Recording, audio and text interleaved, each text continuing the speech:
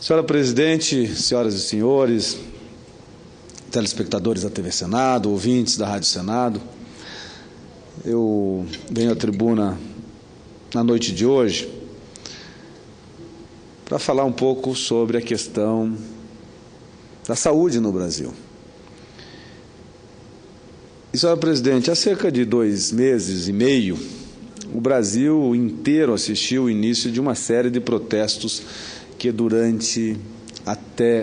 duram até os dias atuais.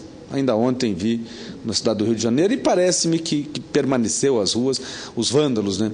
A impressão que eu tenho que é isso, aqueles que querem quebrar, aqueles que querem, parece que tem uma motivação muito mais do que reivindicar. Parece que o cidadão de bem, o cidadão que tinha realmente na sua motivação buscar um Brasil mais justo, um Brasil mais transparente, lutar pelas causas desse país, este cidadão parece-me que está monitorando as ações do Poder Executivo, do Legislativo, está aguardando uma resposta e nós estamos tentando fazer aqui no Congresso Nacional, com a agenda positiva, colocada pelo presidente do Senado, o senador Renan Calheiros, acordado por todos os líderes, no governo federal, fazendo as suas reflexões, também as medidas, adotando medidas através de medidas provisórias, sugerindo ao Congresso mudanças, por exemplo, como essa dos mais médicos, é um reflexo daquilo que aconteceu há 2 meses e pouco, lá nas manifestações. Mas aqueles continuam, alguns, fazendo arruaças aí pelas ruas do Brasil. E nós todos repudiamos isso.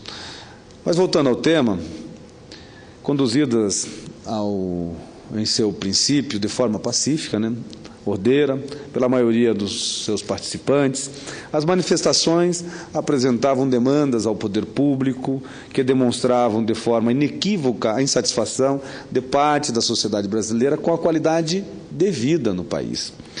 Questionava-se a corrupção, a inflação, a falta de sintonia com o Congresso Nacional, do Congresso com a população e, sobretudo, a baixa qualidade na prestação dos serviços públicos no Brasil.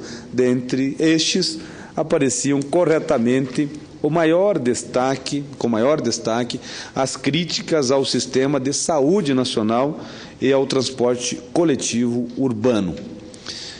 De lá para cá, muitas respostas foram dadas, tanto pelo Poder Legislativo quanto pelos gestores do Poder Executivo envolvidos. No caso da mobilidade urbana, foram revistas ou ouvidas, evitadas, inclusive, elevações de tarifas, o que, obviamente, foi positivo, porém, seguramente insuficiente com solução a médio prazo, porque nós queremos muito mais do que revisão de tarifas, nós queremos um transporte coletivo de qualidade. Mas hoje, senhora Presidente, senhoras e senhores, venho à tribuna tratar exatamente da saúde do Brasil. Aliás, como democrata e entusiasta da participação popular, de forma ordenada e pacífica, como grande instrumento de legítima pressão, assisti com grande satisfação as manifestações que exigiam melhora no setor de saúde brasileira. É inegável que temos grandes desafios para dotar a população de um sistema de saúde que atenda efetivamente todas as demandas com a qualidade e a agilidade necessária. Mas, senhoras e senhores, fato é que a partir dos protestos, mudanças já ocorreram.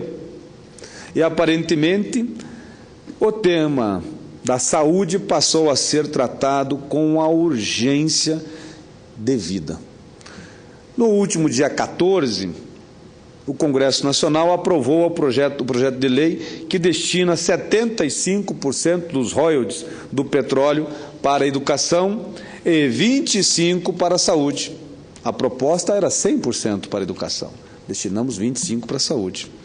Além disso, metade do Fundo Social também será usado para financiar essas 2 áreas.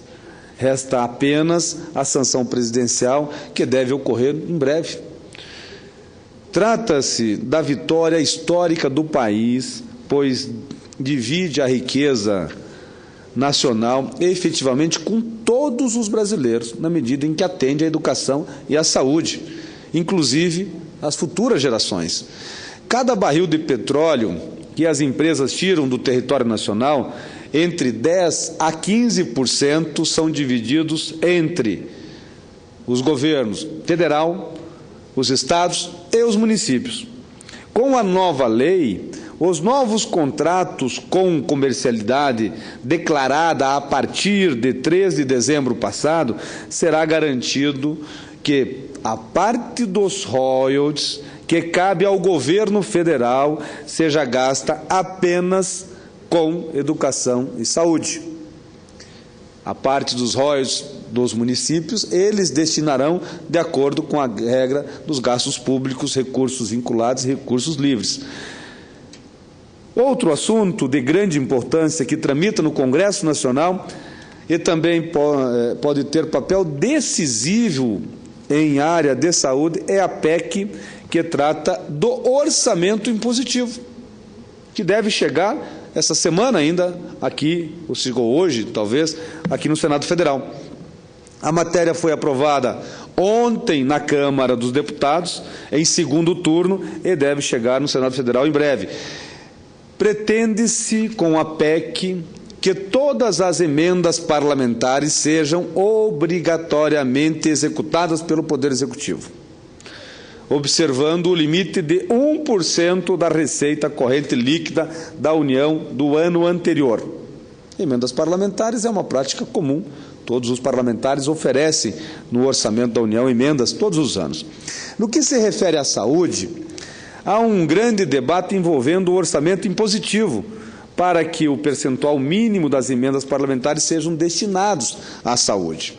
Falou-se inicialmente em 30%, o governo sugeriu até 50%, e muito embora o texto aprovado da Câmara dos Deputados na noite passada não traga nenhum índice, foi noticiado entendimento entre os líderes partidários daquela casa em estipular que ao menos 40% do valor das emendas sejam direcionadas à saúde.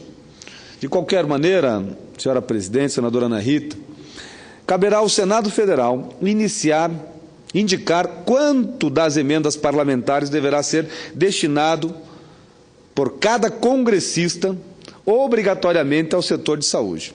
Eu defendo, inclusive, 50%. Desde já, por entender que se trata de um tema de urgência mais imediata para o povo brasileiro, declaro minha posição favorável no máximo possível dos recursos à saúde. Ou seja, diante da necessidade evidente de novas fontes de financiamento da saúde, defendo que o Senado Federal possa dar uma contribuição determinativa, determinando, neste caso, 50% dos recursos das emendas parlamentares no novo orçamento impositivo, e que seja, de forma obrigatória, neste caso, destinados ao setor de saúde do Brasil.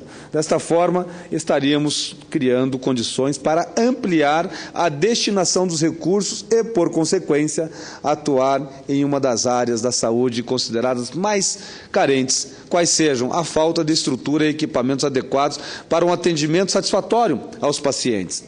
E muito mais do que isso, que parte e que possa também essas emendas serem indicadas não somente para investimentos, mas para custeio. Ontem eu vi num programa de televisão, daqueles que começa lá perto da meia-noite, situações que me chocou em hospitais brasileiros. Corredores lotados de macas do lado de fora dos hospitais, cheio de pessoas, os atendentes, enfermeiros ou médicos manipulando pacientes ensanguentados sem luvas, porque não tinham.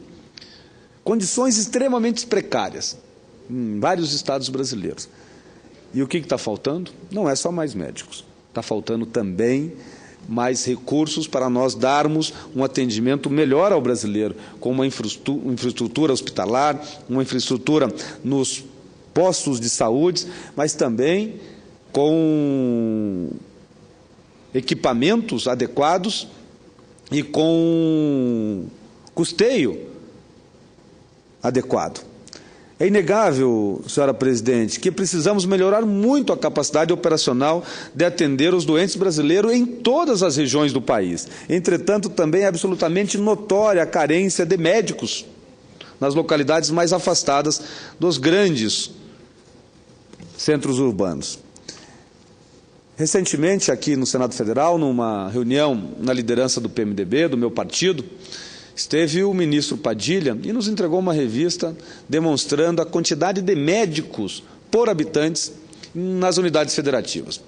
O meu estado, o estado do Paraná, tem menos do que a média nacional, 1,6, a média nacional 1,8.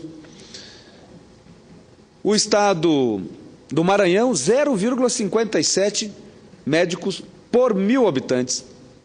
No estado do Rio de Janeiro, 3,5, mais do que a média europeia. Aqui em Brasília, mais de 3%.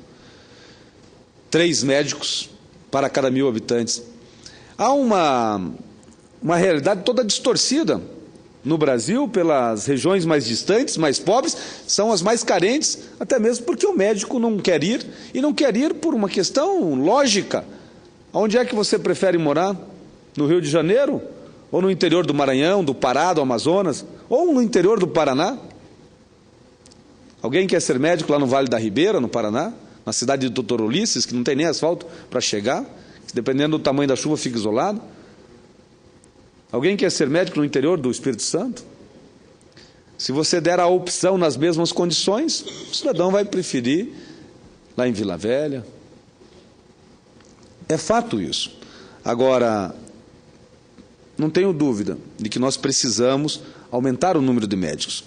E este aspecto me traz a principal ação apresentada pela presidente Dilma ao país, no que se refere à saúde, desde que eclodiram os protestos em todo o território nacional, o programa Mais Médicos. Mais Médicos, é esse o nome do programa, é a obviedade. E desde já, senhora presidente, reconhecendo que não se trata de solução de todos os problemas do setor, e ainda que talvez sejam necessários aprimorarmos na proposição original, gostaria que a medida provisória 621, que está aqui no Congresso Nacional, gostaria de saudar e render as devidas homenagens à presidente Dilma Rousseff e ao ministro Alexandre Padilha pela edição dessa medida provisória, que institui o programa Mais Médicos. Ela é corajosa, como foi corajosa lá atrás a medida dos portos.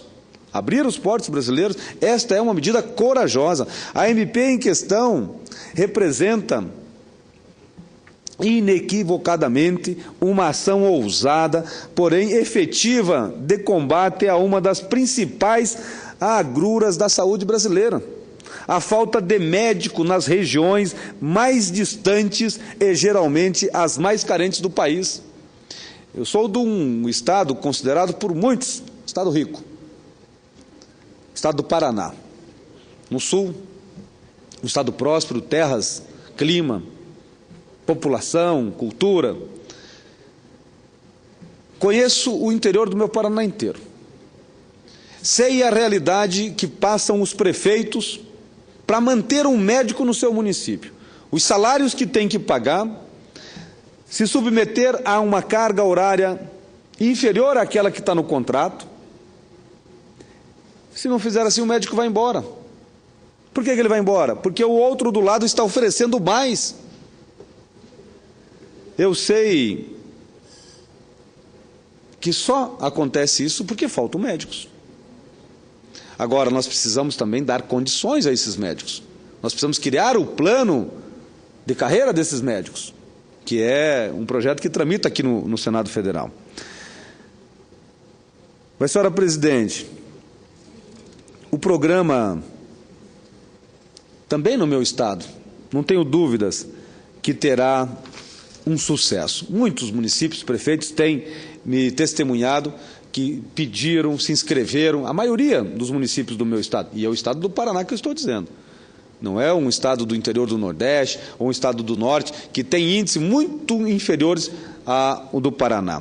Como já disse, o programa pode e deve ser aprimorado no Congresso Nacional, se for o caso. Por exemplo, entendo que os dispositivos que tratam da formação universitária dos futuros médicos poderiam ter sido mais discutidos com o setor acadêmico. Isto é, com as universidades de medicina do país, porém, grande parte do texto apresentado demonstra coerência e cuidado na busca da solução de um dos principais problemas da nação brasileira, que é a saúde. A Constituição Federal estabelece como obrigação do Estado brasileiro o atendimento universal à saúde. Com efeito, temos o maior e provavelmente o mais complexo sistema de saúde do mundo, o Brasil, que é o nosso Sistema Único de Saúde, o SUS, com as vantagens e as dificuldades que a operação desta magnitude traz, especialmente num país com dimensões continentais, com população elevada e com disponibilidade orçamentária restrita. Aqueles que viveram de maneira consciente a década de 70, 80, se lembram muito bem, não tinha saúde de graça ao povo brasileiro. Na minha família, uma irmã de 9 anos faleceu de diabetes infantil lá em 1977, e meu pai gastou o que tinha e o que não tinha para mantê-la viva um pouco mais, mas não tinha nem mesmo os hospitais adequados e a medicação adequada. Hoje não aconteceria isso. Mesmo assim, senhora presidente, com todas essas dificuldades, é dever do Estado promover a saúde de todos os brasileiros, incluindo os que habitam as grandes metrópoles e aqueles que vivem nos mais ermos, distantes rincões deste país. A realidade atual nas regiões mais carentes e interioranas é exatamente a ausência de médicos suficientes para atender a demanda existente.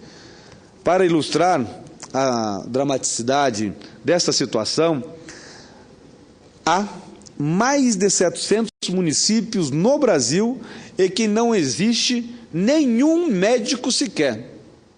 Ou seja, 10%, mais de 10% dos municípios brasileiros têm um médico sequer para atender os seus habitantes.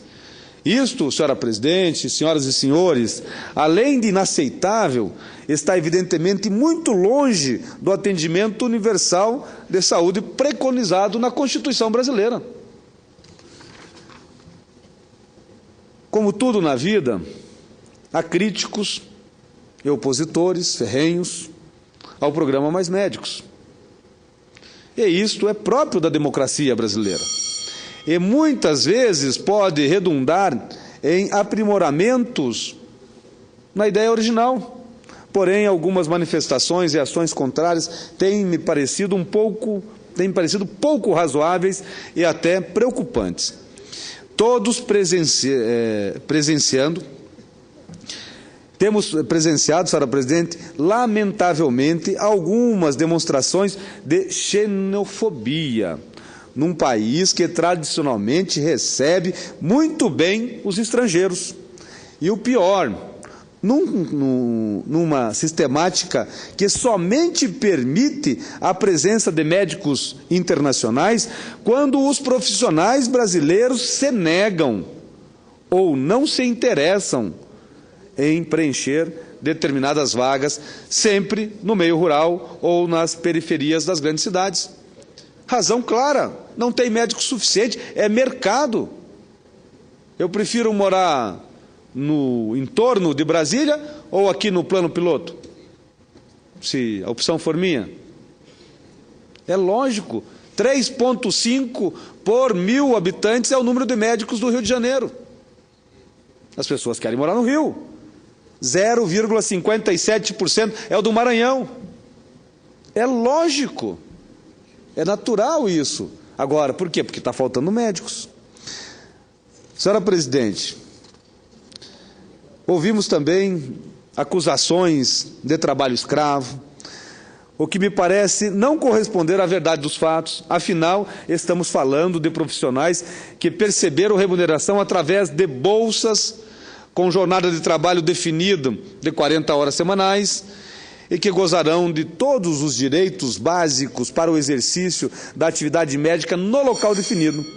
Ainda sobre as condições de trabalho, entendo que os dispositivos constantes da medida provisória 621, que, repito, podem ser aprimorados, procuram assegurar a promoção da assistência médica básica em locais cuja presença de profissionais está claramente aquém do necessário, com as devidas garantias de que estes não tomem o lugar dos brasileiros no mercado privado doméstico. Por isso, sua presença está limitada a 3 anos, com a avaliação de capacidade profissional feita pelas universidades federais de medicina, sem que seja atingido o atestado revalida, justamente para que estes profissionais não representem perigo para os médicos nacionais no seu mercado de trabalho privado. Enfim, senhora presidente, senhoras e senhores, minha análise é altamente positiva do programa Mais Médicos. É evidente que sozinho não solucionará todos os problemas da saúde brasileira, até porque as deficiências de estrutura e equipamentos, elas vão continuar. Mas tenho a convicção de que sem os médicos não se faz saúde. Mesmo com todos os mais modernos equipamentos à disposição da população, é talvez a presença de mais médicos e poderá gerar ainda mais pressão a favor da melhoria das condições de trabalho nesses locais carentes. O Brasil não está inovando. A prática de importar médicos existe em países dispostos em todos os continentes ricos e pobres. A presença de médicos formados no estrangeiro é comum em várias nações. Segundo palavras do ministro Alexandre Padilha, em entrevista recente, na Inglaterra, 37% dos médicos em atuação é formado no exterior. Nos Estados Unidos, este número equivale a 25%, na Austrália, 22%, no Canadá, 17%, sendo que, no caso canadense, justamente naquelas províncias mais distantes dos grandes centros, esse índice atinge o patamar de 65%. Médicos estrangeiros trabalhando no interior da Austrália. Senhora presidente, concluo, senhora presidente, reafirmando minha enorme satisfação em constatar que as manifestações recentes produziram uma agenda positiva para o país. No caso da saúde, é absolutamente inegável os avanços que temos conseguido em poucos meses. Temos ainda um grande caminho a percorrer no desafio de transformar nosso sistema universal de saúde em algo exemplar, que atenda a contento todos os brasileiros. A aprovação do programa Mais Médico certamente representa um importante passo nessa direção.